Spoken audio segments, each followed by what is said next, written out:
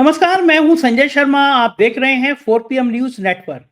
अभय द्विवेदी के साथ शो किया है और वक्फ बिल पर क्या-क्या फजीहत हो रही है मोदी सरकार की, क्या भविष्य होगा, इस पर विस्तार से चर्चा की है। देखिए, मैं अभी वक्फ बिल की बातों पे आऊँगा, उससे पहले मैं आपको बधाई दे दूँ एक ऐतिहासिक काम के लिए। मोदी हैं तो मुमकिन है, ये मुझे पहले लगता नहीं था, लेकिन अब मेरे को समझ में आया कि मोदी हैं तो मुमकिन है, होता है। क्योंकि कांग्रेस की सरकार थी तो हमारे पासपोर्ट का जो रैंक होता है, जो स्तर होता है, वो दुनिया में 76 नंबर पे था, 2014 में। मोदी जी आए, विश्व गुरु बन गए, डंका बज गया। तो हम सबके 149 नंबर पर आ गए। अभय दुबे जी कहते हैं कि कहीं तो आगे बढ़े, ऊपर से नीचे चाहे नीचे से ऊपर। हम 76 से 149 पे आ गए, क्या समस्या है? बात तो सही है। गिरने को भी ऊपर उठना कहते हैं भक्त लोग।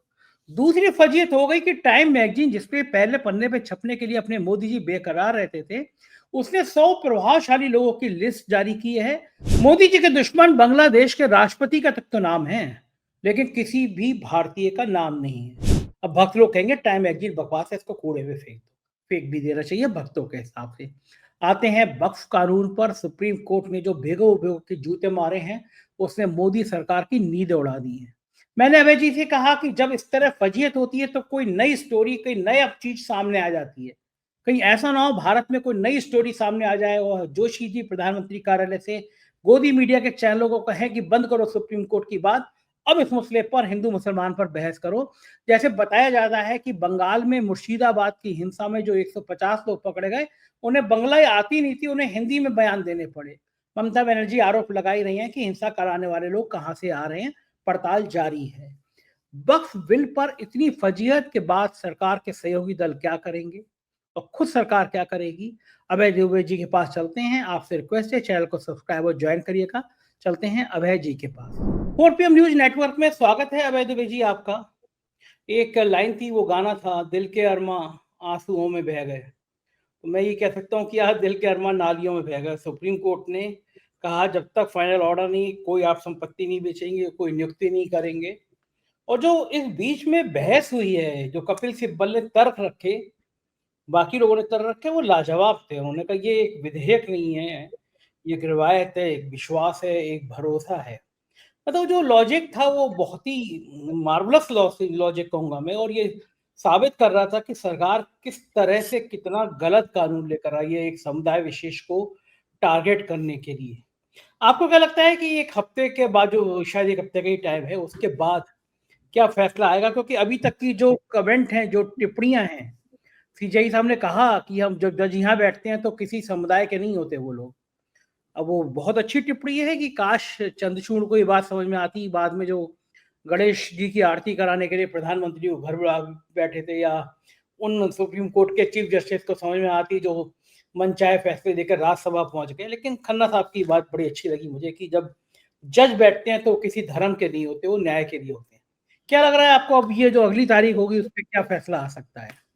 देखिए, अगली तारीख थोड़ी सी दूर है। 5 मई का दिन मुकर्रर किया है सुप्रीम कोर्ट ने। 5 मई का, 5 मई में अभी मैं मान सकता हूँ कि कम से कम 15 दिन से 16-17 दिन है 5 मई में। जी जी, एक हफ्ता मैं गलत कह रहा था, 5 मई जी है। हाँ, 5 मई का दिन मुकर्रर किया है। और इसके पहले ही सरकार की तरफ से उस 5 मई के दिन के क्या क्या असर होने वाला है उसकी तमाम प्रतिक्रियाएं आने लगी हैं। जो संयुक्त संसदीय समिति थे, उसकी बागडोर श्री जगदम्बिका पाल के हाथों में दी गई थी। वरिष्ठ सांसद हैं, पहले सारी जिंदगी कांग्रेस में गुजरी है, अभी 3 चुनावों से भारतीय जनता पार्टी के साथ है। तो उन्होंने ये बयान दिया है कि अगर वक्फ कानून में कोई भी गड़बड़ निकली तो मैं सांसदी से इस्तीफा दे दूंगा। तो पहली गाज तो उनके ऊपर गिरेगी। उन्होंने खुद ही कह दिया है कि कोई भी गड़बड़ निकली तो मैं सांसदी से इस्तीफा दे दूंगा। पहली बात तो यह है। दूसरी बात यह है कि उपराष्ट्रपति महोदय ने सुप्रीम कोर्ट की इससे पहले वाले एक दूसरे फैसले को जो तमिलनाडु के राज्यपाल के संदर्भ में दिया है, उसमें उपराष्ट्रपति ने एक ऐसा बयान दिया है जो अपने आप में हैरत अंगेज है। वो बयान ये है कि सुप्रीम कोर्ट के पास कुछ एटॉमिक मिसाइलें हैं। वो कह रहे हैं कि सुप्रीम कोर्ट के पास कुछ आणविक मिसाइलें हैं जिसने उन्हें, जिन मिसाइलों को उन्होंने राष्ट्रपति के पद के ऊपर और संवैधानिक पद के ऊपर और चुनी हुई सरकार के ऊपर दाग दिया है। इसी तरह का केरल के राज्यपाल ने भी एक बयान दिया है। इस वक्त पूरी सरकार, नरेंद्र मोदी की सरकार और हिंदुत्व की सारी राजनीति एक पाले में खड़ी है और दूसरे पाले में सुप्रीम कोर्ट खड़ा है। तमिलनाडु के राज्यपाल के ऊपर जो बयान आया है, राज्यपाल के बारे में जो फैसला आया था, उस फैसले के बारे में प्रतिक्रियाओं का मैंने आपने जिक्र किया, और यही बातें, इसी तरह की बातें उस समय भी उठेंगी जबकि जैसा हम लोग समझते हैं, हमारा अंदाज है सुप्रीम कोर्ट फैसला देगा इस वक्फ बिल के ऊपर। देखिए, सरकार की मुख्य दलील क्या है? सरकार की मुख्य दलील क्या है कि वक्फ कोई धार्मिक मसला नहीं है। वक्फ एक स्टैट्यूटरी बॉडी है, एक सांविधिक संस्था है, और उस सांविधिक संस्था में सरकार कानून बनाकर बदलाव कर सकती है। अच्छा, इसमें कोई शक नहीं है कि सरकार के पास अधिकार है। ये कई पुराने रिटायर्ड न्यायमूर्तियों ने, खासतौर से जस्टिस इकबाल अंसारी ने, जो कि पटना हाई कोर्ट के मुख्य न्यायाधीश रह चुके हैं और पंजाब मानवाधिकार आयोग के अध्यक्ष भी रह चुके हैं, जब मेरी उनसे बात हुई तो उन्होंने साफ तौर पर कहा, न्यायमूर्ति अंसारी ने, कि मैं इस बात को मानता हूं कि केंद्र के लोकसभा के पास इस प्रकार के अधिकार हैं कि वो वक्फ के बंदोबस्त में परिवर्तन कर सके। लेकिन परिवर्तन करते समय उसे ध्यान रखना होगा कि ये एक ऐसी सांविधिक संस्था है जिसकी जिम्मेदारी एक अल्पसंख्यक समुदाय की धार्मिक संस्थाओं का प्रबंधन करने की है। इस प्रकार की संस्था हिंदू धर्म में भी कोई नहीं है। इस प्रकार की संस्था ईसाई धर्म में भी कोई नहीं है। यानी है तो ये एक सांविधिक संस्था जिसको सरकार नियुक्त करती है, केंद्रीय कानून द्वारा और राज्यों के कानून द्वारा इसका संचालन होता है। लेकिन इसकी जिम्मेदारी क्या है? इसकी जिम्मेदारी के दायरे में अल्पसंख्यक समुदाय की धार्मिक संस्थाएं हैं, मस्जिदें हैं, दरगाहें हैं, खानकाहें हैं, मदरसे हैं, ये सब हैं उनके। यानी इस वक्फ नामक संस्था का पूरा कामकाज संविधान द्वारा दिए गए उस अधिकार से जुड़ा हुआ है जो कि उसने अल्पसंख्यक समुदायों को दिया है कि अल्पसंख्यक समुदाय अपनी धार्मिक संस्थाओं की अपनी तसल्ली के मुताबिक देखरेख कर सकते हैं, उनका बंदोबस्त कर सकते हैं, और उसमें किसी का कोई सरकार का हस्तक्षेप नहीं होगा और दूसरे किसी समुदाय का हस्तक्षेप नहीं होगा। जो कपिल सिब्बल हैं या अभिषेक मनु सिंह भी हैं, इन सब लोगों की दलील ये है कि आप संविधान ने अल्पसंख्यक समुदायों को जो अधिकार दिए हैं, ये कानून उन अधिकारों का उल्लंघन करता है।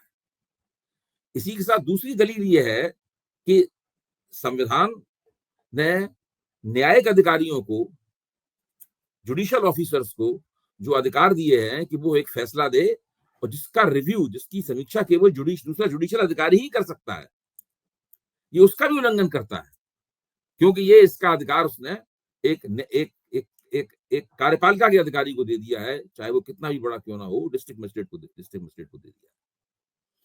तो ये मुझे लगता है कि ये दो बुनियादी पायदान हैं जिन मुकामों पर खड़े होकर इस पूरे मसले में बहस होगी। और अभी तक जो कॉमन सेंस से, सामान्य ज्ञान से बात समझ में आई है, सुप्रीम कोर्ट तकरीबन वैसे ही उसी भाव का फैसला करने वाला है जैसा उसने तमिलनाडु के राज्यपाल के मसले पे दिया। और ये लड़ाई, मतलब चुनी हुई सरकार और उसकी जो संस्थाएं हैं, उसके नियंत्रण में जो संस्थाएं हैं, वो बनाम न्यायपालिका, सर्वोच्च न्यायपालिका के बीच की लड़ाई अब ऐतिहासिक, गहरी, लंबी और बहुत ही निर्णायक किस्म की होने वाली है। बिल्कुल ठीक कह रहे हैं आप। मैं अभी विचारधारा ने बार बार इस चीज की चुगली खाई है, बार बार इस चीज को बताया है, चुगली खाई है कि वो उस कोर्ट का सम्मान नहीं करती। बाबरी मस्जिद के सवाल पर उन्होंने कभी भी कोर्ट का सम्मान नहीं किया। जब उनके मुख्यमंत्री कल्याण सिंह ने कोर्ट के सामने हलफनामा पेश किया कि वहां पर केवल शांतिपूर्ण कार सेवा ही होगी। बाबरी मस्जिद को कोई नुकसान नहीं पहुंचाया जाएगा, लेकिन बाबरी मस्जिद को नुकसान पहुंचाया गया तो उनको वहां पेश किया गया। सुप्रीम कोर्ट ने उनको 1 दिन की सजा दी। कल्याण सिंह जी को, कल्याण सिंह ने बाहर निकल क्या वक्तव्य दिया 1 दिन की सजा काटने के बाद में? उन्होंने वक्तव्य दिया कि हम तो हिंदुत्व के लिए सब कुछ कुर्बान कर सकते हैं, तो कुछ नहीं है न्यायपालिका वगैरह। आस्था का प्रश्न है, कोर्ट से कैसे विनियमित कर सकता है, तो आस्था का सवाल है भाई। अगर आस्था का प्रश्न है तो आप संवैधानिक पदों को मत लीजिए। सही बात है, भजन करिए, भजन कीजिए, आस्था पूरी कीजिए। अगर आप संविधान की शपथ लेकर मुख्यमंत्री बने हैं, प्रधानमंत्री बने हैं, उपराष्ट्रपति बने हैं, राष्ट्रपति बने हैं, तब तो आपको संविधान की कसौटियों पर कसी जाने वाली समीक्षा के सामने सिर झुकाना होगा। लॉजिक वाली बात है। आप कसम खाते हैं, संवैधानिक पद पर आते हैं, संविधान की रक्षा की कसम खाते हैं और उसके बाद ऐसे कारनामे करते हैं। मैं बड़ी मजेदार बात हूँ कि आपने जो कहा कि जगदम्बिका पाल ने कहा कि वो इस्तीफा दे देंगे। लखनऊ में एक शहीद पद बना हुआ है। जगदम्बिका पाल सारी बफ की संपत्तियों को सरकार के कब्जे में देने की बात कर रहे हैं, बड़े नियम की बात कर रहे हैं। लखनऊ में शहीद पद, आप भी कई बार एयरपोर्ट पे गए होंगे तो उसी सड़क से निकल के गए होंगे। तो मेदांता अस्पताल से अगर आप वापस आएंगे शहर की तरफ तो उसको बाईपास जोड़ना था, नीचे से निकाल के और सड़क को जोड़ना था। लेकिन जब सड़क सीधे जोड़ी तो एक डीपीएस स्कूल पड़ गया बीच में, DPS school, Delhi public school. और दिल्ली पब्लिक स्कूल ने आधी सड़क से ज्यादा कब्जा कर रखा था। अब वो कायदे से वो सड़क जो कब्जा है वो तोड़कर सड़क बना देनी चाहिए थी। लेकिन मैं भी आपको बताऊंगा कि डीपीएस स्कूल है किसका। तो सड़क टेढ़ी की गई जिससे डीपीएस स्कूल की बाउंड्री ना छू जाए। अच्छा। और मेरी जानकारी के मुताबिक डीपीएस स्कूल जो है वो इन्हीं जगदम्बिका पाल साहब का। अरे दस्तावेज मैंने अभी मंगाए हैं, अभी और हटिया भी मांगे हैं। तो अपना स्कूल जो चलाओगे वो सड़क घेर के सड़क की जमीन पे कर चलाओगे। एक बार मैंने इनके और प्रॉपर्टी की खबर छाप दी थी, इनके जो उन्होंने कब्जे किए थे उसकी शिकायत हुई थी, मैंने खबर छाप दी थी। अगले दिन 2 दिन बाद इनके वकील ने मुझे नोटिस भेजा कि वो 2 करोड़ की मानहानि का।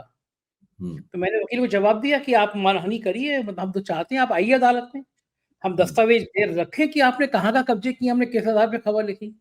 तो दोबारा वो अदालत तो गई नहीं हमारी खबर के बाद।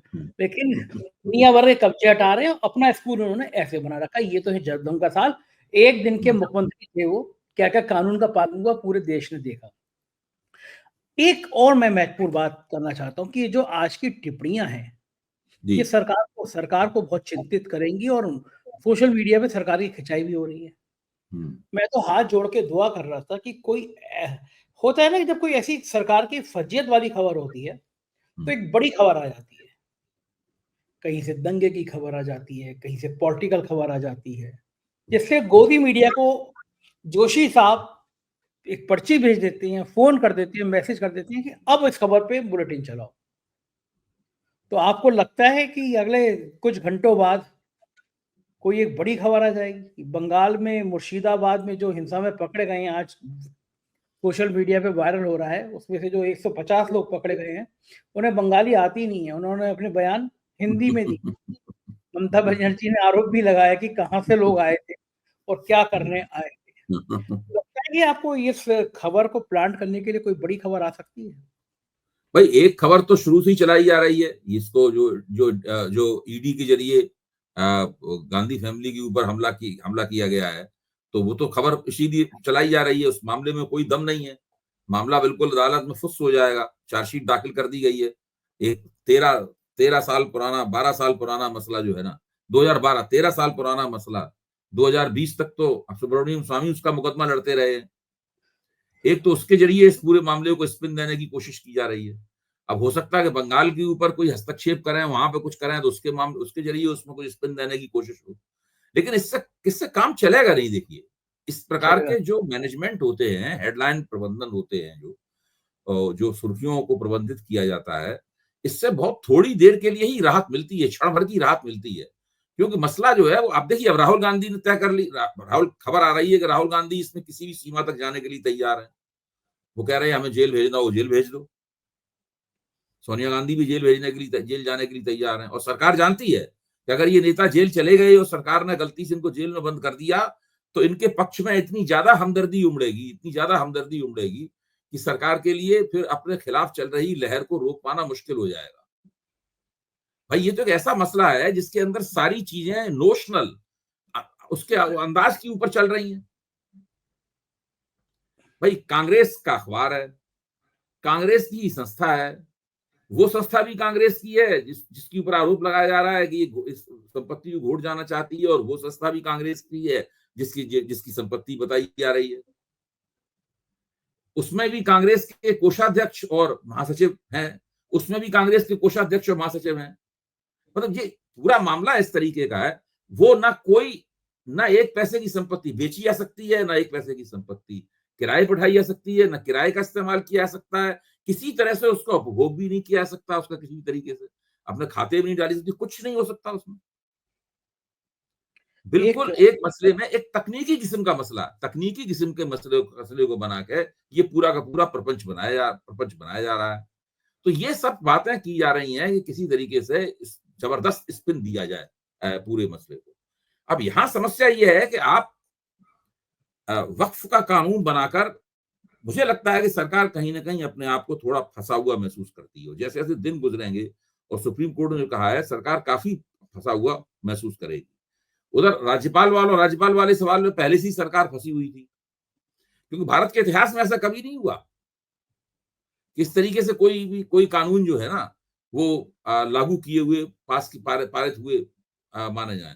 और सुप्रीम कोर्ट में उसने अनुच्छेद 142 का इस्तेमाल किया है, जो कि सुप्रीम कोर्ट को असाधारण शक्तियां प्रदान कर देता है। इसीलिए राष्ट्रपति को भी निर्देश दे दिया उन्होंने। इसी बात पे धनखड़ साहब ने ये सब कहा है, जो ये एटॉमिक मिसाइल है जिसको हम लोगों पे चला दिया है सुप्रीम कोर्ट। मुझे तो वो धनखड़ साहब का वो चेहरा याद है ना आपको, मोदी जी के सामने बाद में बड़े नाराज हो गए थे वो, कि तो धनखड़ साहब ने तो जो इतनी नैतिकता की, जितनी मर्यादा की, जितनी इज्जत तार हो सकती है उससे करने में कोई कसर छोड़ी नहीं। मुझे लगता है कोई भी उपराष्ट्रपति इतना ज्यादा अपने पद को बदनाम नहीं किया होगा किसी ने, जितने धनखड़ साहब एक एक के बाद एक करते चले जा रहे हैं। जो फजीयत करा रहे हैं उस पद की, वो ऐतिहासिक है उनके पद को लेकर। धनखड़ साहब ये दिखाना चाहते हैं, नरेंद्र मोदी को ये दिखाना चाहते हैं कि उनसे ज्यादा उनका कोई वफादार नहीं है। इसलिए इसी 2029 से पहले नए राष्ट्रपति का भी चुनाव होगा, नए उपराष्ट्रपति का भी चुनाव होना है। तो उनका तो मानना यह है, मतलब उनकी कोशिश पूरी है कि उनको उपराष्ट्रपति से पदोन्नति करके राष्ट्रपति उनको बना दिया जाए। अब इससे ज्यादा तो एक बार उपराष्ट्रपति बनने के बाद और उससे ज्यादा बड़ा पद तो कोई है नहीं। तो पूरी तरीके से उनकी पेशबंदी यही है कि उन्होंने जो राज्यपाल के पद पर जो कलाबाजियां खाई थी उसकी वजह से उन्हें ये इनाम मिला, और अब यहाँ पे जो कलाबाजियां खा रहे हैं उसकी वजह से दूसरे इनाम की कोशिश में है। यही सब चल रहा है। गडकरी जी के एक चाहने वाले का फोन आया मेरे पास राष्ट्रपति के लिए, बोला आपको पता है कि अगले राष्ट्रपति मोदी भी हो सकते हैं। मैंने कहा कुछ भी हो सकता है देश में। तो वो रिटायरमेंट के बाद, प्लान के बाद वहां ये नाम भी चल रहा है कि साहब मोदी साहब करेंगे तो क्या करेंगे रिटायरमेंट के बाद। लेकिन मोदी तो राष्ट्रपति हो सकते हैं। मतलब मैं इस बात मैं ये नहीं कह सकता कि मोदी जी ही राष्ट्रपति होंगे। जी मुझे एक बात बताइए, ईमानदारी से, आप मुझसे ज्यादा राजनीति को जानते हैं। राष्ट्रपति के चुनाव में तो वोट डलवाए जाएंगे, विपक्ष का तो कोई होगा नहीं। और मोदी जी की अपनी पार्टी में क्या अमित शाह के अलावा कोई और नेता ऐसा है जो उनको मन से वोट दे दे? अगर मान लीजिए 20 एमपीओ ने गच्चा कर दिया तो मोदी साहब ये अगर होगा, मैं ये नहीं कह रहा हूं यही होगा, अगर ये होगा तो इसके पहले पूरी योजना होगी, मतलब पूरा एक पैकेज होगा, एक पूरा एक सौदा होगा। इसको पूरी तरीके से 3, 4, 5, 6 महीने लगा के इसको पूरी तरीके से नियोजित किया जाएगा। सब चीजें सेट की जाएंगी, सारी गोटियां सेट की जाएंगी, वो इस तरीके से होगा।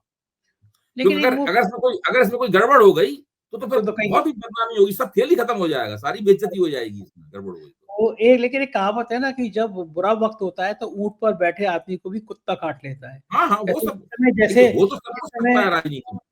जैसे इस समय जो एक के बाद एक मोदी जी की फजीयत हो रही है, तो इस बीच में दुनिया में वो कह रहे हैं कि हम विश्व गुरु हैं, डंका बज रहा है। डंके का उदाहरण है कि 2014 में जब कांग्रेस की सरकार थी तो हमारी पासपोर्ट की रैंकिंग दुनिया में 76 थी। हम 76वें नंबर पे थे कि हमारा पासपोर्ट की औकात इतनी है, 76वें नंबर पे है। मोदी जी आ गए, विश्वगुरु बन गया, पूरी दुनिया में डंका बज गया। तो जो हम 76 पे थे, तो वो अब हम 149 पर आ गए हैं। आप सोचिए, 149 नंबर, कांग्रेस सरकार में संजय जी दुनिया। आप समझ नहीं रहे हैं, किसी तरह बढ़ोतरी हुई है, हाँ, चाहे इधर से करके हुई है, चाहे उधर से करके हुई है। मतलब बढ़ोतरी हुई कि नहीं हुई?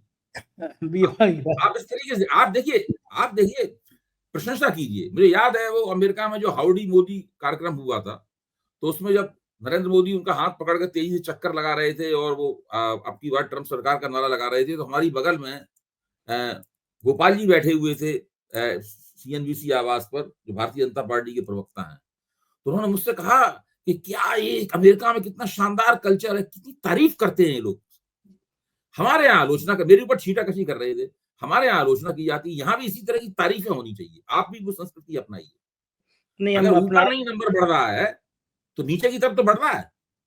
नहीं, हाँ, बिल्कुल सही कह रहे हैं, लेकिन एक जगह ऐसा है जहाँ नंबर ही नहीं बढ़ा। टाइम मैगज़ीन में छपने के लिए मोदी जी बड़े परेशान थे, आपको याद होगा, केजरीवाल छप गए थे, मोदी जी नहीं छप पाए थे, बड़े दुखी थे, फिर टाइम मैगज़ीन में आए। अब टाइम मैगज़ीन वालों ने कमाल कर दिया, जो 100 लोग 2025 के सबसे प्रभावशाली 100 लोग हैं, उसमें से एक भी भारतीय नहीं है। मोदी जी तो छोड़ो, कोई भी नहीं है। और उन 100 लोगों में सबसे प्रभावशाली लोगों में बांग्लादेश के राष्ट्रपति हैं, जो जो यूनुस साहब, जिससे हमारे यूनुस। हाँ, किससे हमारे देश के सब लोग चुने, कोई भारतीय नहीं है। अब आप सोचिए, डंका पासपोर्ट में बज रहा है, डंका इतना बज रहा है कि दुनिया के 100 सबसे प्रभावशाली लोगों में कोई भारत का आदमी नहीं। अब क्या करें, टाइम मैगज़ीन को बायकॉट कर दें? कहते हैं टाइम मैगज़ीन बहुत खराब मैगज़ीन है। नहीं, आपके खिलाफ ये तर्क आसानी से दिया जा सकता है कि आप हुँ। इतनी ज्यादा अमेरिका द्वारा दी गई सनद से इतने प्रभावित क्यों होते हैं? हाँ, बात तो सही भाई, है। अमेरिका ये मतलब जो विदेशी हाथ भारतीय लोकतंत्र में हस्तक्षेप करता है, ये उसका सिर्फ सबूत है। हाँ, हाँ, वो तो अच्छा है कि वो जॉर्ज जॉर्ज सोरोस से हमारा कोई नाता, दोस्ती-वोस्ती, कोई फ़ोन-वोन कभी नहीं हाँ, आया जॉर्ज सोरोस का, वरना हम भी कहीं न कहीं जाँच में होते। एक और बड़े बढ़िया तर्क है, टीवी चैनल पे, मुझे लगता है भारतीय, एक ज़माना था भारतीय जनता पार्टी के नेता बड़े तर्क के साथ, बड़े विचार के साथ, बड़ी अच्छी पहल के साथ आया करते थे। अब एक नए-नए प्रवक्ता हैं, नए-नए क्या, पुराने तो हो गए हैं, गौरव भाटिया जी, जो अपनी अभद्रता के लिए पूरे जाने जाते हैं। एक बार अनुराग भदौरिया ने उनको पीट-पाट भी दिया था। उन्होंने गांधी परिवार के लिए बड़े खराब शब्दों का इस्तेमाल किया कि कैसे वंशानुगत है, और वो समाजवादी पार्टी के लिए भी बहुत गंदे-गंदे शब्द इस्तेमाल करते रहते हैं। क्योंकि मैंने उनके देखा है, पारिवारिक संबंध रहे हैं मुलायम सिंह जी के परिवार से। मैं उम्मीदवारों की, मैंने वीरेंद्र भाटिया जी उनके को, पिताजी लगातार समाजवादी पार्टी में थे और ये भी शुरू में समाजवादी पार्टी में थे और उनके प्रवक्ता थे उसके। ये थे वीरेंद्र भाटिया ने तो ऐसे-ऐसे बयान दिए नेताजी को लेके कि नेताजी मेरे भगवान हैं, नेताजी मेरे हाँ। ये हैं।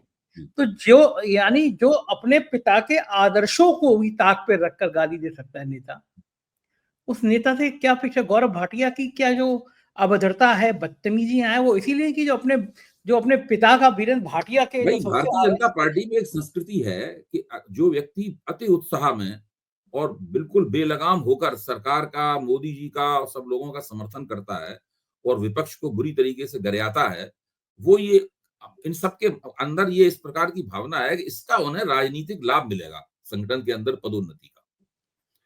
अच्छा, अब बहुत दिन हो गए हैं प्रवक्ता बने हुए, अनंत काल से प्रवक्ता ही बने हुए हैं, न तो टिकट मिला। भाई कम से कम 2 लोकसभा के चुनाव हो गए इनके प्रवक्ता बनने के बीच में। तो पहला लोकसभा का चुनाव हुआ तभी समाजवादी पार्टी के प्रवक्ता थे। 19 का हो गया और ये अभी का हो गया, 24 का हो गया, हैं। लेकिन अभी तक इनको कोई मौका नहीं मिला। ये सब लोग बड़े राजनीतिक पद के मौके की तलाश में हैं।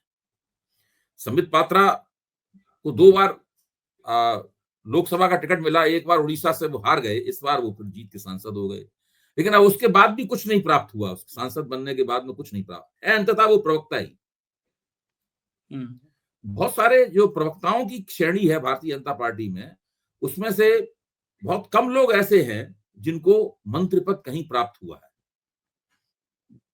एक हाँ, प्रवक्ता ठीक। थे, शुरू में आते थे, जो अमित शाह के बिल्कुल खास थे, बहुत ज्यादा आते थे, तब वो सबसे बड़े प्रवक्ता हुआ करते थे। वो बाद में वो योगी मंत्रिमंडल में उनको मंत्री भी बनाया गया, मथुरा से एमएलए हुए, योगी मंत्रिमंडल में मंत्री भी श्रीकांत बनाया शर्मा, गया। हाँ, श्रीकांत शर्मा। फिर बाद में अब वो मंत्री पद पे भी नहीं है, केवल एमएलए ही रह गए वो। हाँ, वो तो दिखते भी नहीं भारतीय जनता चाहते। पार्टी में प्रवक्ता बनने से एक तरह की चेहरा तो चमकाने का मौका मिलता है, लेकिन बहुत अधिक भारतीय जनता पार्टी में प्रवक्ता के पद के लिए राजनीतिक पदों के लिए बहुत गुंजाइश नहीं है प्रगति की। ऐसा पिछला 10-11 साल का अनुभव बताता है। और उसके तो अलावा उसका वो छोड़िए फ्रस्ट्रेशन जो है, उसकी कुंठा जो है ना, वो कुंठा भी बोलती है इस तरह की भाषा शैली में। ठीक बात है, परिवार के लोगों को भी देख लीजिए जो परिवार को तोड़ के लाते हैं। मैं जैसे उदाहरण दूं, मुलायम सिंह यादव की पुत्रवधू अपर्णा यादव को लाए, तो ये बड़ा कुछ किया नहीं कि मिला हमने उन्हें। कहा कुछ भी नहीं मिला। महिला आयोग की उपाध्यक्ष, मतलब अध्यक्ष जो हैं उनके तो कारनामे सब पूरा प्रदेश जान रहा है। तो मैं अपर्णा यादव को कम से कम महिला आयोग का अध्यक्ष ही बनाना चाहिए था, उपाध्यक्ष जो बहुत सारे हैं। तो उनको लाके बस इस्तेमाल कर लिया और फिर डंप कर दिया। मतलब ये बीजेपी की शायद प्लानिंग है। एक मैं देखिए, आखिरी मैं अभी एक छोटी-सी बात इसमें और कह दूं, फिर हम लोग हुँ, आखिरी बात में। भारतीय जनता पार्टी में जो लोग दूसरे संगठनों से जाते हैं, दूसरी पार्टियों से जाते हैं या भाजपा के बाहर के दायरे से अंदर लाए जाते हैं, अगर उनके पास कुछ वोट हैं, अगर उनके पास समाज में कोई छोटा-मोटा जनाधार है, तो भाजपा उनको बहुत अच्छी तरह पुरस्कृत करती है। बहुत ही मतलब पटा के, फुसला के अपने पास रखती है।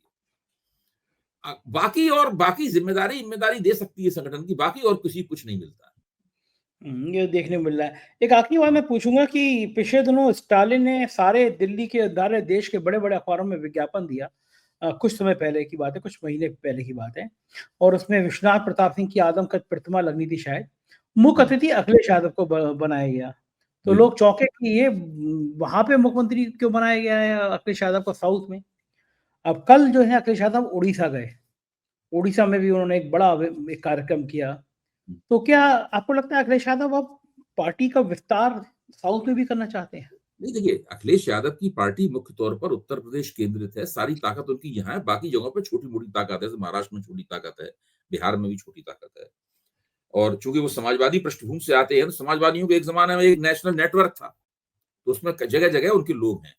लेकिन अखिलेश यादव की जो निजी छवि है, वो एक राष्ट्रीय छवि बन चुकी है, ये मैं कह रहा हूँ। हुँ, उत्तर प्रदेश में कांग्रेस की मदद से उन्होंने भारतीय जनता पार्टी को जो पराजय रसीद की है, उसकी वजह से वो एक राष्ट्रीय स्तर के नेता बन गए हैं। और इस मीडिया के जिस प्रकार की राजनीति हमारे देश में आजकल होती है, उसमें ये कोई ज़रूरी नहीं है कि आपके हर प्रांत में आपके पास बड़ी राजनीतिक ताकत हो, तभी आपकी राष्ट्रीय छवि बनेगी। राष्ट्रीय हुँ, छवि उसके बिना भी बन सकती है। और जो उन्होंने पीडीए का नारा उसका सूत्रीकरण किया है, उसकी वजह से जितनी भी सामाजिक न्याय की या कमज़ोर दुर्बल वर्गों की राजनीति करने वाले नेता हैं, उन सबकी निगाह में अखिलेश यादव का बहुत महत्व बढ़ गया है। इसी महत्व के कारण वीपी सिंह की प्रतिमा का जो समारोह हुआ था, उसमें उनको मुख्य अतिथि बनाया गया था। तो ये बहुत हुँ, महत्वपूर्ण चीज़ है कि मुलायम सिंह जी एक एक सीमा तक राजनीति को ले गए, बहुत बड़ी सीमा तक ले गए, उन्होंने ही उसकी स्थापना की है। लेकिन मैं कहूँगा कि अगर वोटों के लिहाज से भी देखा जाए तो अखिलेश जी उस राजनीति को उससे आगे ले पाने में नाका ले ले आगे ले जाने में कामयाब हुए। हुँ, एक अपनी छवि तो बनाई है उन्होंने, बिल्कुल ठीक बात है। बहुत-बहुत शुक्रिया अभय जी, आपने इतनी सारी बातें करी, धन्यवाद। ये थे अभय दुबे जी, और आपको सुनकर लगा होगा कि एक सार्थक बातचीत उन्होंने करी। आपको कैसी लगी? अपने प्यार भरे कमेंट से ज़रूर बताइएगा। शुक्रिया, थैंक यू।